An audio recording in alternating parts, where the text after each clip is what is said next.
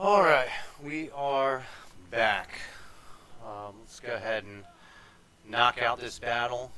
Hopefully this is going to be the last battle we have to fight during this end turn cycle. I think it is.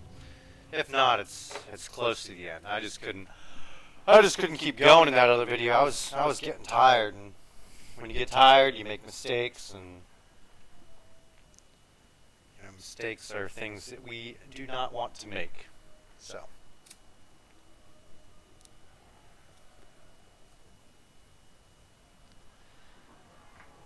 it's a lot of cav. Holy cav.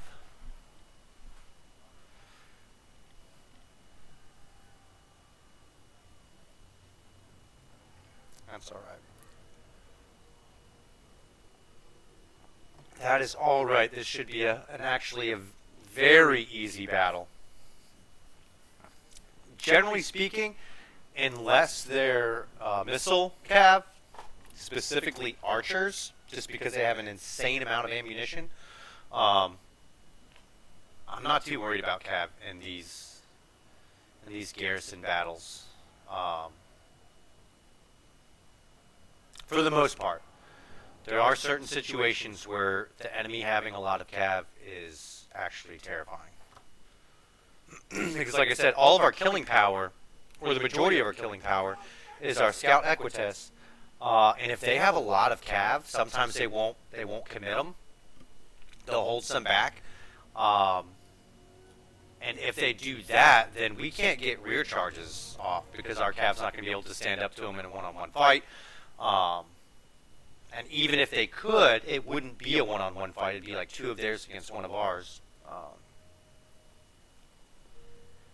And they would also probably like break off some spear units that like fight us, and it's just bad all the way around. But this isn't just like a basic garrison, so we'll be good. So, like I said, more or less in the other video, more or less the AI, they do the same thing pretty much every time. This onager, it'll probably try to take out this watchtower, and then it's just going to stay there. It's not going to move. They're not going to move it up. Let's see. Just have to figure out where we want to block things off. So I always like leaving this open and having this as an avenue of approach for the enemy for no other reason than I mean, it's a pretty small choke point. It's really easy for us to defend. So it's a lot easier to defend this than it is to defend this. Now, there are certain situations where we would put the barricade here, but I don't think this is one of them. So instead, what we can do is, hold on, my cat's trying to climb on my keyboard. Ugh. All right.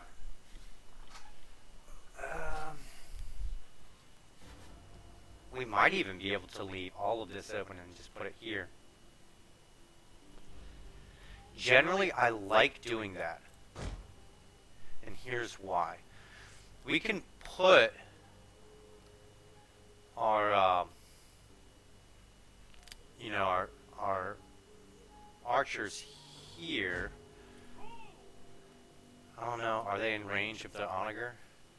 No, it's not even in range of the onager. So these guys are more or less safe right here. They only have one unit of slingers, so that's not. Are they even in range of the tower? No. So this tower actually might survive, because like I said, normally the onagers in these battles, they don't like to move them up. Now, if this was the Huns would absolutely move them up and just start like blasting us to pieces.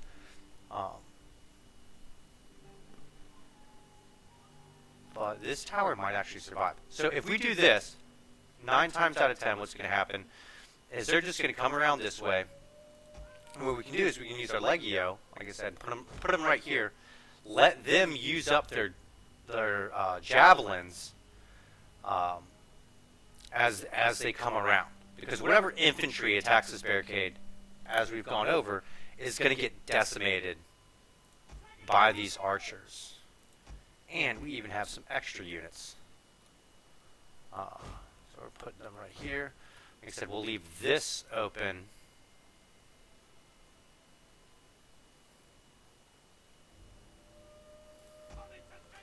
And we're probably going to leave this wide open. Now, this is a gamble, especially since they have a lot of cab. Because what they could easily do is they could easily just come around this way.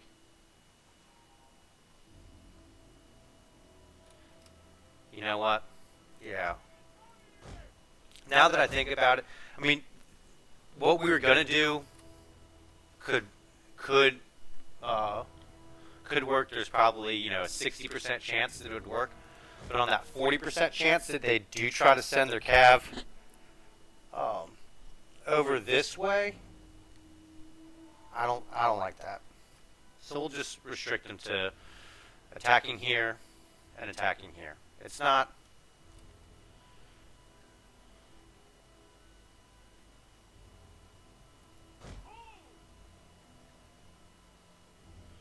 And if we do that, we don't even have to put our archers on this barricade, because they're not going to send their infantry over here. Their infantry is just going to come this way. So we don't even need the Legio right there. We'll put our archers right here.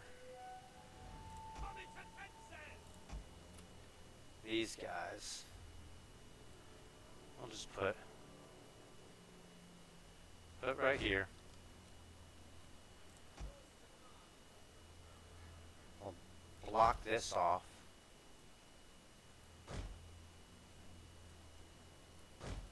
I can do this right. Block that off. We'll put the Legio here. So if anybody tries to come up this way, it'll be good. And why I like having the Legio here is on the off chance that they do send infantry over here, we can move the Legio off the walls and form another defensive line right here, which we should be good.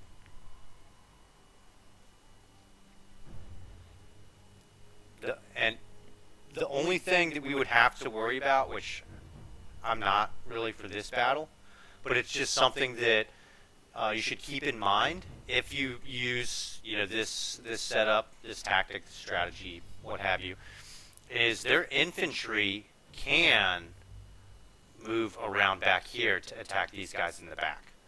So if you set up like right here and you have guys over here and you don't have them set up right there, which we can just do that.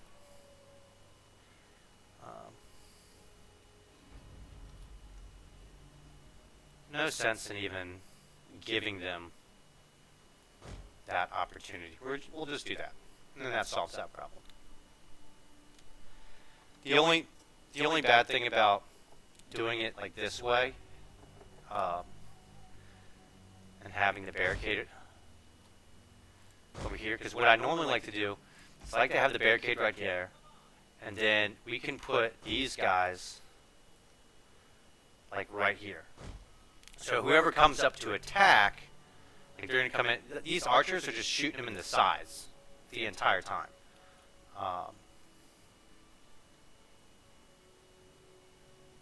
But then because they have so many cav units, a lot of times what they like to do, because the AI does like to scout and kind of like probe with their cav, and like they have five units of cav. What they like to do is they'll come around here. They might send like 1 or 2 units over here. 1 or 2 units over here, and then they'll like come around, and if there's this opening, then they just come back here. Which, I mean, we have the Legio, they could stop that. But the issue is they have 2 units of shock cav, Um, and whereas our spear units, they can take a full charge from the shot cav, no problem, especially in their stationary testudo. Because I'm pretty sure with these guys, with the spears, when they're expert charge defense, their melee attack is and damage is increased against charging enemies. So when the shot cav comes in, like, they're going to take a crap ton of damage, and then our spears are going to be more or less okay. So we're going to play it safe, but I did want to explain that to you, just in case, and you're unique if you're going through this campaign or a similar campaign. In your unique campaign and situation, that might be a better option for you. So yeah, we'll just leave that there. Leave the Legio here. And then we'll hide these guys in the trees over here. Alright. And these guys, we're going to leave fire at will on. I'm not going to do flaming arrows, flaming shot, even though flaming shot has a bonus against cavalry.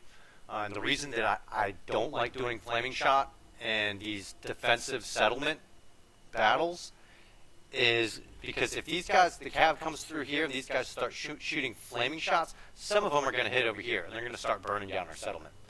And as we've gone over previously, the more damage the settlement has, I mean, you get penalties. So like right now we have -5 melee attack, -5 melee defense, and it's only 28% damage. I've seen this in like some battles, and this is also a reason why you have to kind of make that determination whether or not you're going to repair your settlement.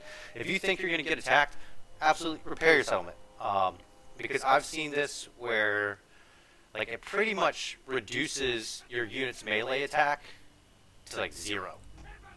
I mean, look at these guys. 16 melee attack. They're not going to be putting out a ton of damage. Even our scout equites. 9 melee attack. So we're going to have to rely on their charge bonus. Anyways, enough talking. Let's get the battle started.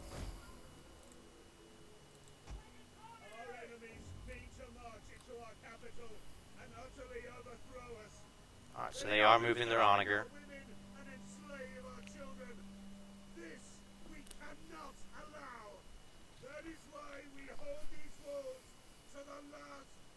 And the other kind of nice thing about doing it this way is, like I said, they can move back around this way. But we have our Legio that can come block this off if need be. But if they don't come back around this way, what we can do is we can actually outflank them in the same manner.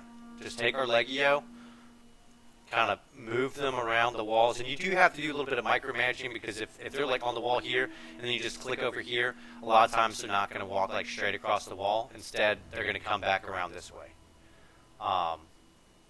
and that just kind of defeats the whole purpose of it. So we'll move these guys right here. Turn on heavy shot. Yeah, see, look. They might just be coming for that tower. I don't know. We can... Nah, we don't need to defend that barricade. They're not going to come over here.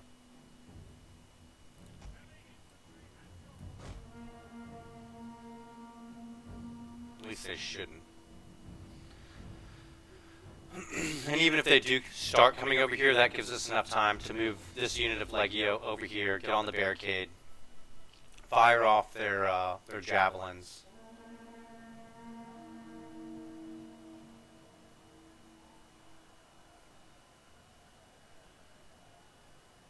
Enemy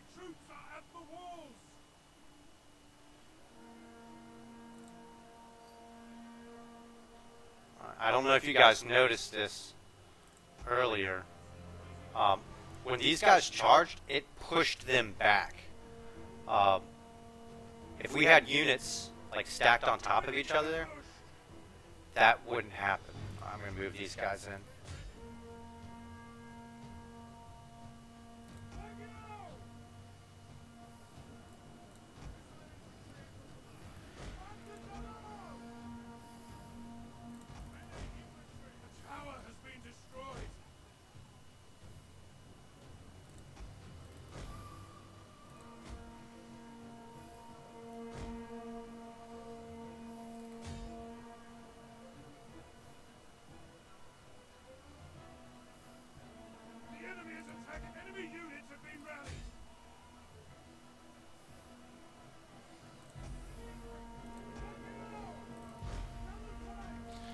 Now we're going to move the Legio to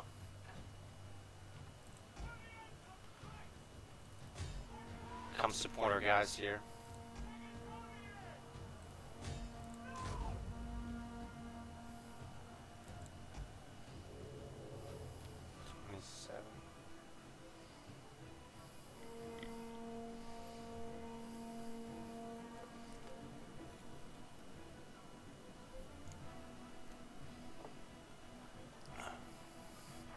Need to make sure, because they destroyed this watchtower, we're going to need to make sure that we at least get a couple of those guys that are routing.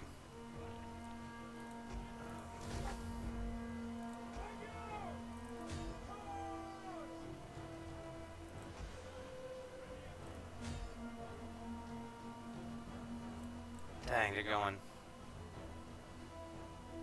off that way. We're a lot faster than them, so we might be able to catch them as soon as these guys break. Alright. I have to do a little bit of micro. Try to get them out in front. You're not really doing anything here. Go ahead and move. 12. Hopefully the watchtowers will be able to take care of at least some of them.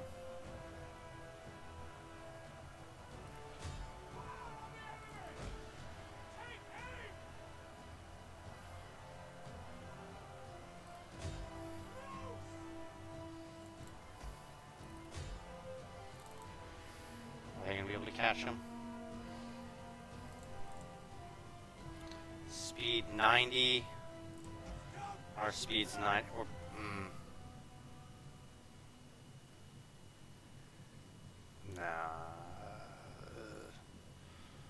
No, we're not going to catch them. Alright. No use making these guys more tired than they need to be. We'll come back. Alright.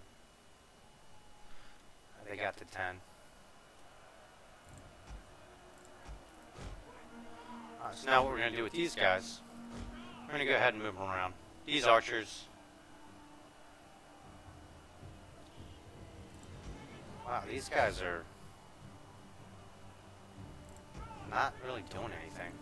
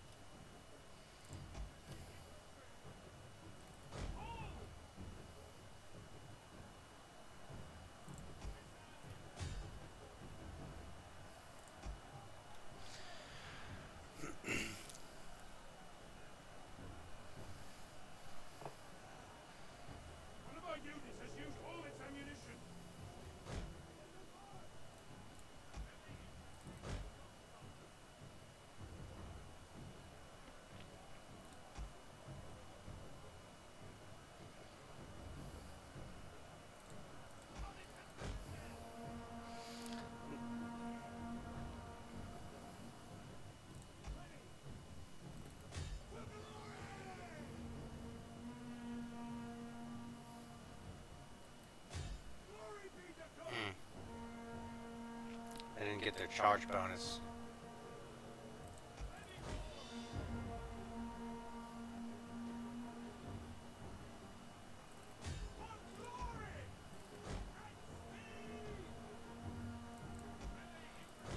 just to be safe, I'm actually going to move these guys back around. Oh, they're wavering. Should be good.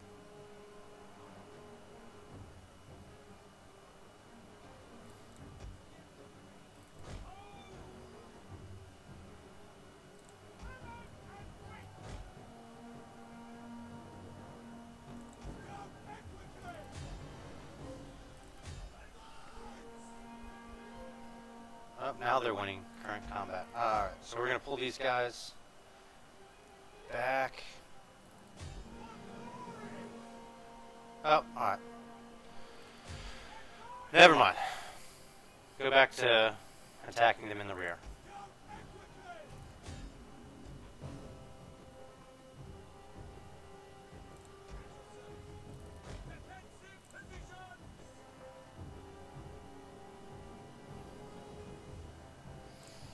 Go ahead and turn on, use the whip. Why are they in combat?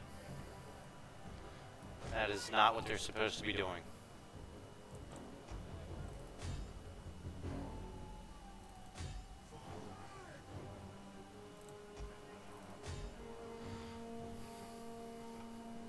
Why are you going back over here? That's what I said, like, these units, it gets tricky.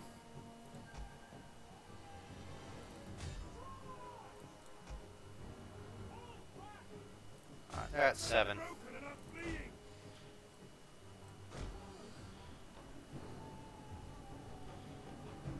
These guys rallied.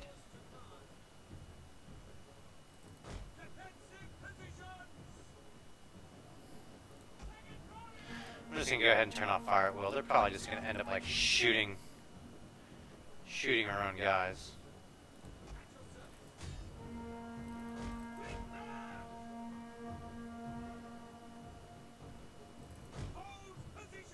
See, even though I just clicked in the back of them, what they were gonna do is they're gonna come all the way back around to try to attack them from the front. It's just silly. Their general is dead. A lethal blow. The men are broken and running for their lives. That should be it.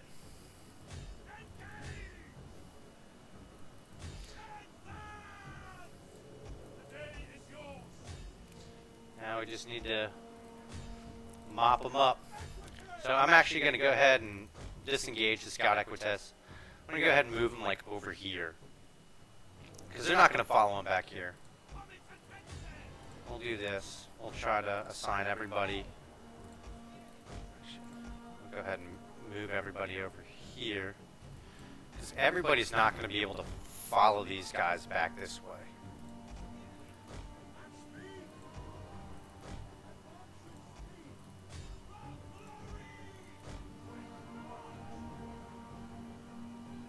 What stinks is, so that, see these cohorts? They got guys like running off this way that are probably going to run this way. So as we're chasing down the cohorts, oh, we got that barricade there. I had forgotten about that. Alright, so really they have nowhere to go but this way. Alright.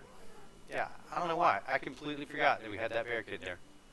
Probably because we didn't have any units on it.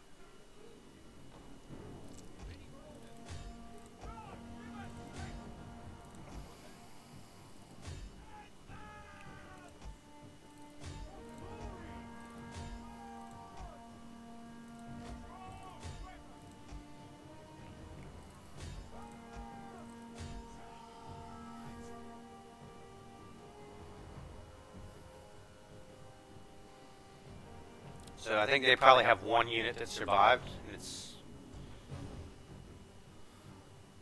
that unit of cab. Hopefully not. We'll see.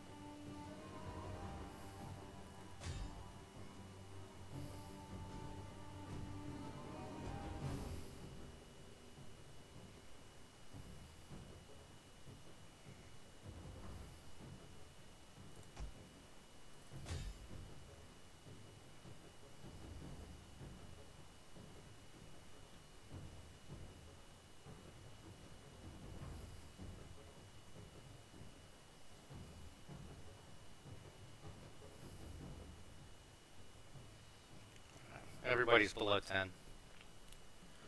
Just double check. 5, 2, 1, 4, 1. Alright.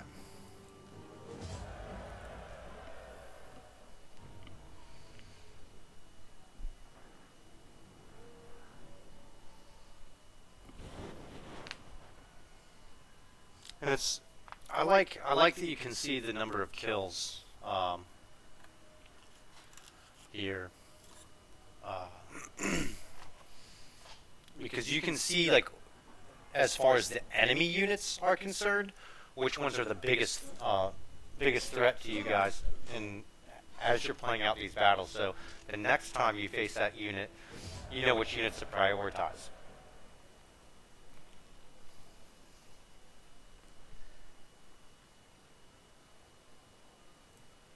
Look at that, 467 gold.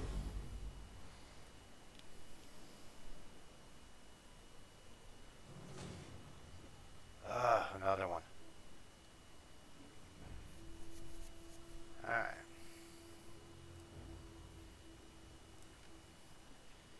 Yeah, these end turn battles are, like, I think they get ridiculous. I think there's one time where I had like 15 end turn battles. And it's like, come on. Because each one, like, if you're playing it out, is about 20 minutes. So imagine you spend like 10 minutes like on your actual turn, moving armies, building buildings, and you spend like 3 hours on your end turn. And like I said, it gets tedious, it gets frustrating, but that's also, I don't know, maybe I'm a masochist. It's also one of the reasons I love this campaign so much, and it's because it is a big challenge. Hopefully, we've gotten to the point where, like, it's doable. But I mean, you got to do, like, attention to detail. You have to be meticulous. You have to, like, everything has to go right because everything is working against you. You're on legendary difficulty. Your public order sucks. Everybody hates you. You have, I think, with legendary, you get diplomatic penalties. So, so it's fun, in my opinion. Because if we pull it off, it's incredibly rewarding. Because nobody wants to play a battle. We'll just go ahead. We'll do what we did the other time. Set them up right here, and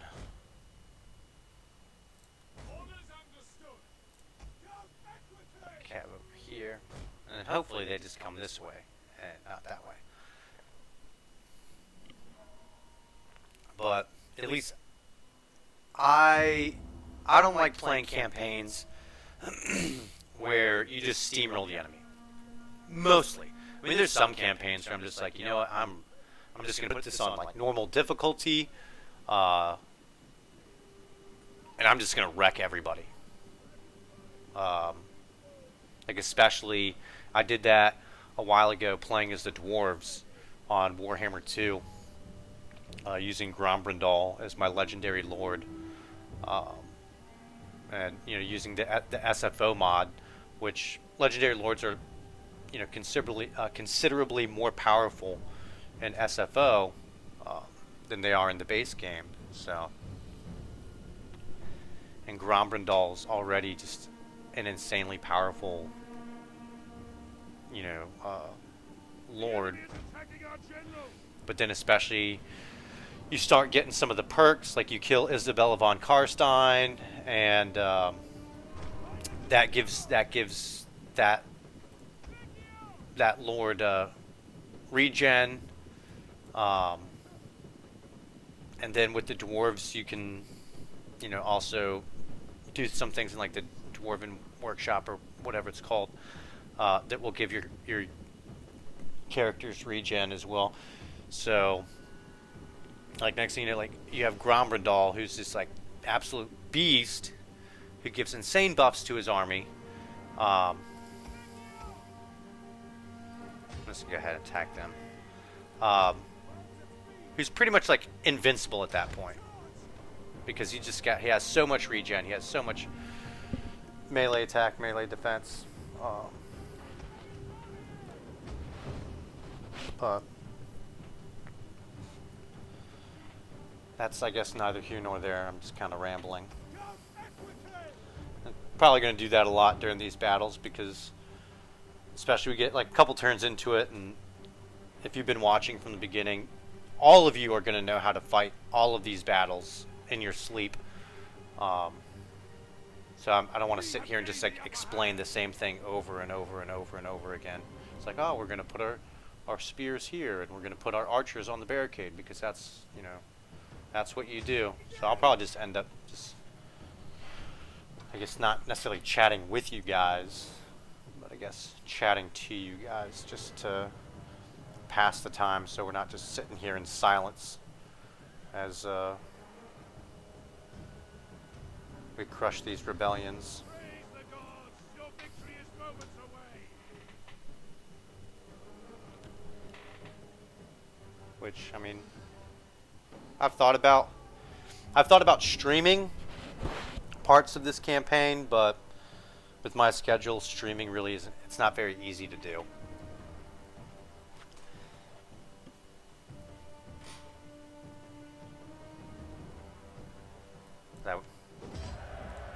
I work, and then, you know, I got a family, I got a wife, and I got kids, I got dogs and cats and stuff like that. The only reason I'm able to crank out so many of these videos and play so much this past week is because my wife was visiting her family out of town. So I've been holding down the fort, just me and the dogs and the animals.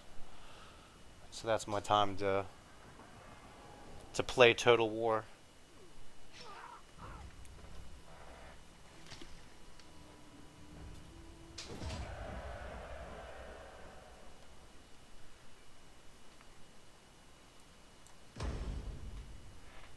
So another thing, another one.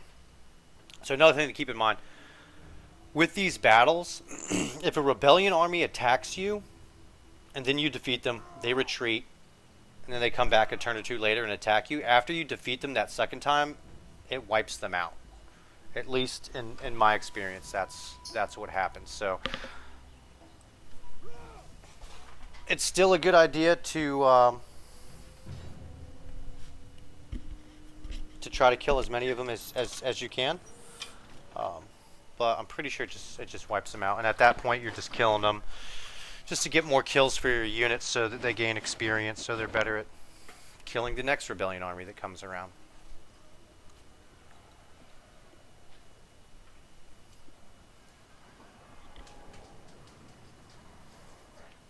Hopefully they deploy over here or over here.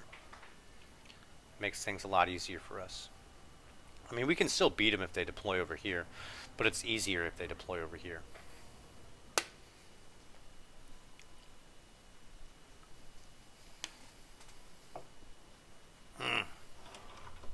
Of course.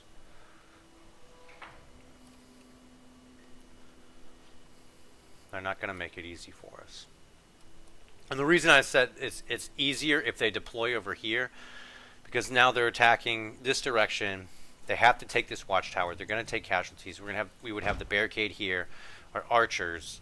So all their melee units, like I said, a unit of archers, unless there's like 3 melee units or more three or more melee units attacking the barricade at once, the archers are going to be able to take them out no problem. So if it's just, even if it's 2 at a time, unless they just have like high health, heavy armor, the archers are going to be able to, wipe them out. But if there's 3 or more, they're going to be able to damage the barricade faster than our archers can take them out.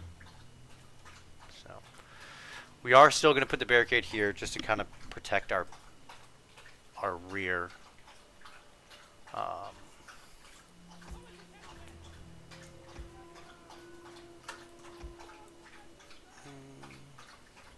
let's take a look. I only have 3 melee units.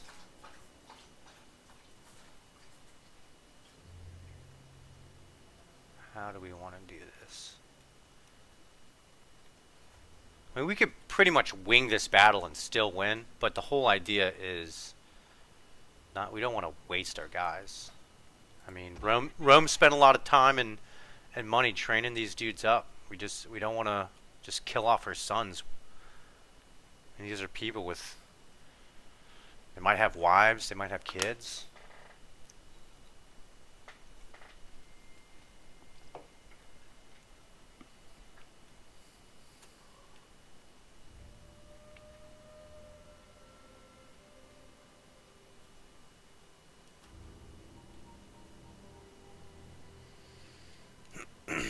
Yeah, we'll just go with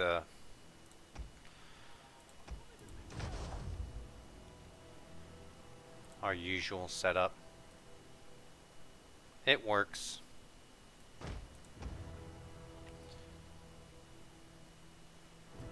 mean, there's probably better ways of doing it, but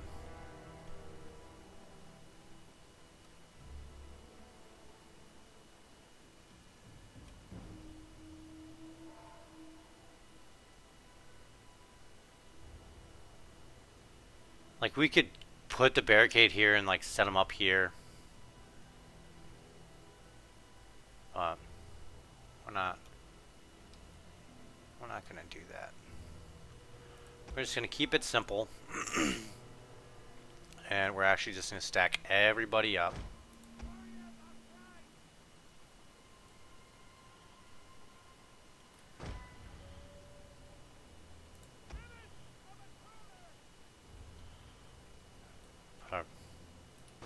These guys on the barricade. But these guys, like right here. Orders understood.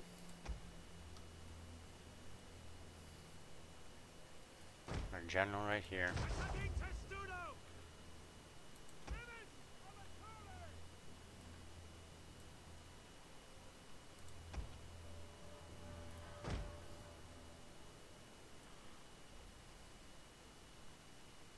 Defensive position. So that's another trick you can do. Like if you have multiple missile units, and you don't want to be like cycling them out, you can do this where you have one on each side. And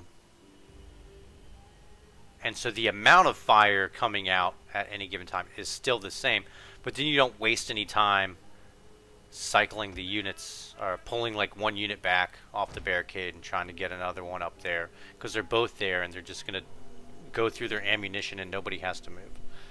But because there's 2 units up here, they're going to, like I said, the volume of fire is going to remain consistent.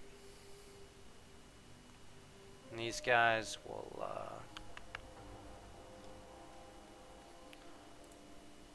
we'll put them over here.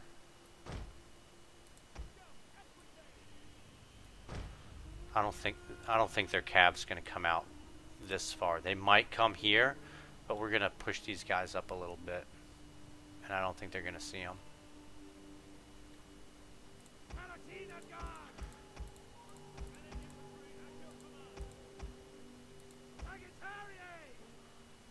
Alright. Good enough.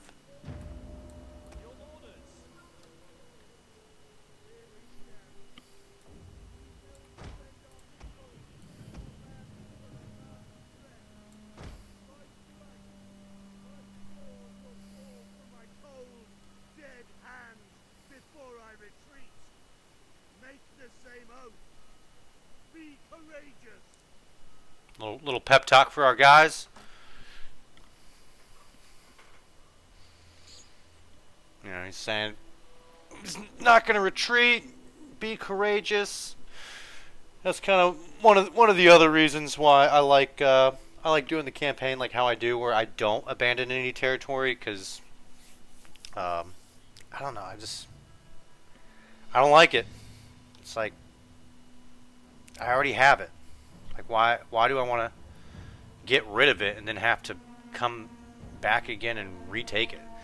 It's I mean it's more probably a little bit more work in the short term to hold on to our territory, but in the long run, it's it's so much easier in my opinion.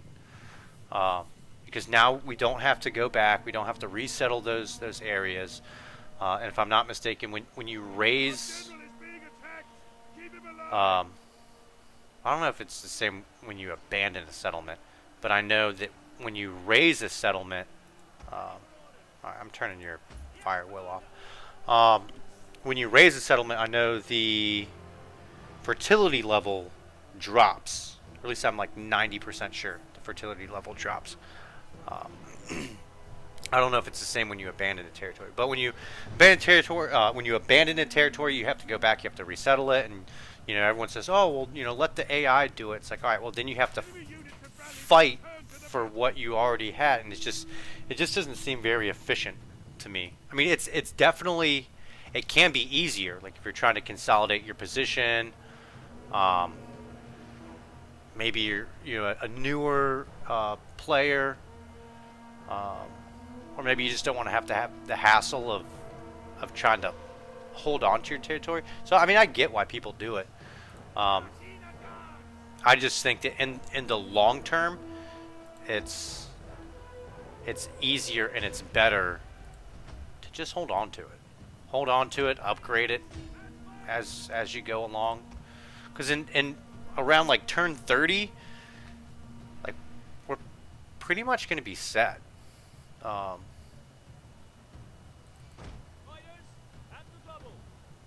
so whereas like other campaigns, like if you abandon it turn 30, you're maybe just then getting to the point where um, like you're starting to take back what you lost.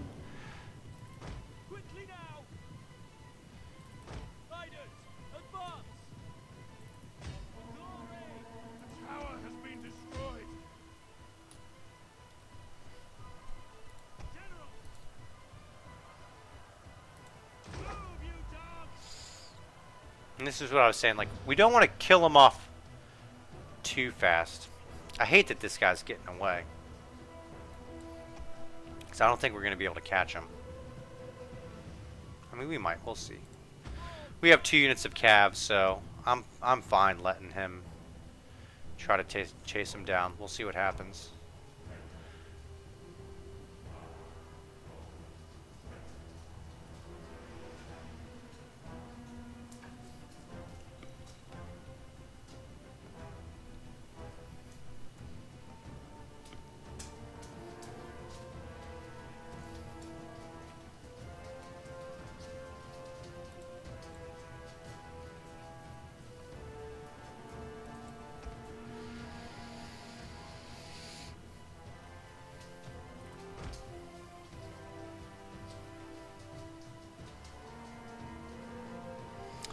The only thing that stinks about this is we can't move like units around this side. 6, 3. All right, they're done. They don't need to. We have gained the upper hand. Oh. I mean, I'd make the argument that we've had the upper hand from the beginning, but the game doesn't know that.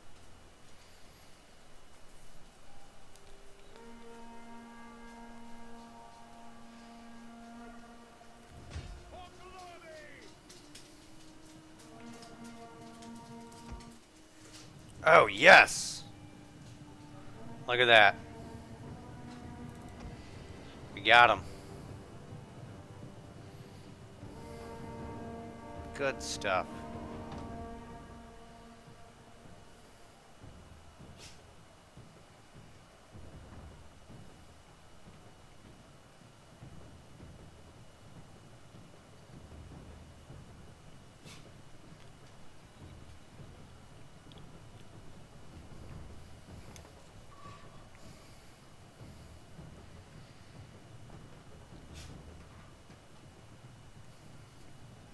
Excuse me. Oof. Drink. Drank too fast.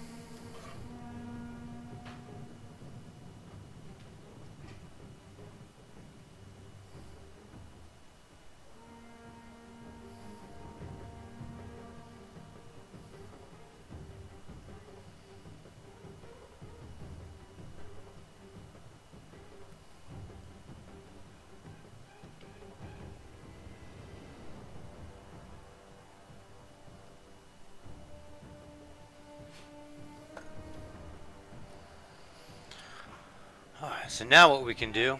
Oh, never mind. They already broke. So... The other thing that...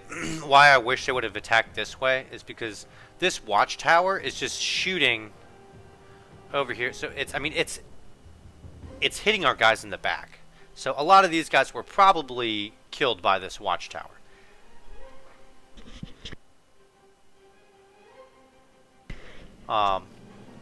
Probably killed by this watchtower, and we'll see it like at the screen at the end of the battle. See like, all right, how many units did we lose versus how many units did they kill? But when they attack this way, I mean, they're going to take out the watchtower, and it's just we end up losing a lot less units, and I mean, they're probably still going to. The enemy's going to lose the same amount of units, but they're going to lose them a lot faster. Which I know we said that we're not trying to kill them off as fast as we can because we want to be able to catch them as they're routing, and that way they don't come back and we just wipe them out. But the thing is, when they come this way with these missile units, I mean, like I said, they just decimate the entire unit. And when they do that, like, you don't have to chase them off anymore. You don't have to go chase them down because they're just dead.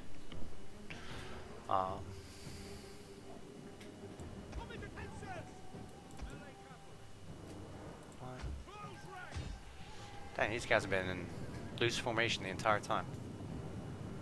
Alright, 6, 8, 15. Alright. So another trick you can do will stop these guys.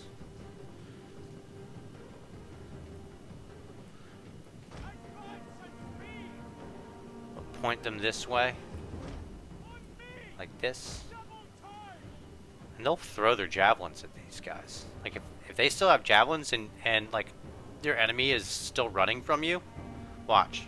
Let's see if they'll take them out. 3, boom, done. So you don't even have to like really chase them down, especially if they still have some ammo left over. Just stop them. Make sure none of your guys are in the way because you'll get friendly fire, and then just let them throw their javelins at them. Alright, let's see. I think that's it. Alright.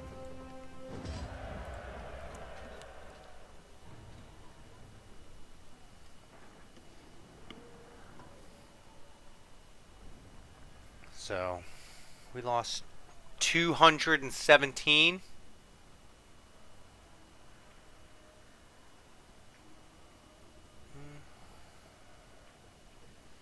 Yeah, so we did. I mean, we did lose a couple guys to friendly fire, but not as many as I thought.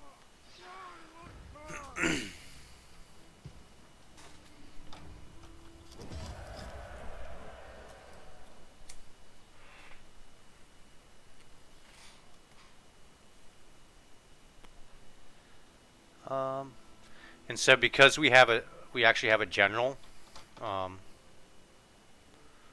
not going to ransom these because we don't want the our integrity to drop.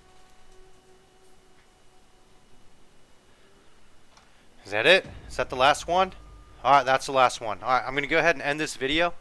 I'll start the next one up right away. Just give me a second. Close out these. I'll go ahead and end this video, get it uploaded, and then we'll start this next turn, which I think is turn 6.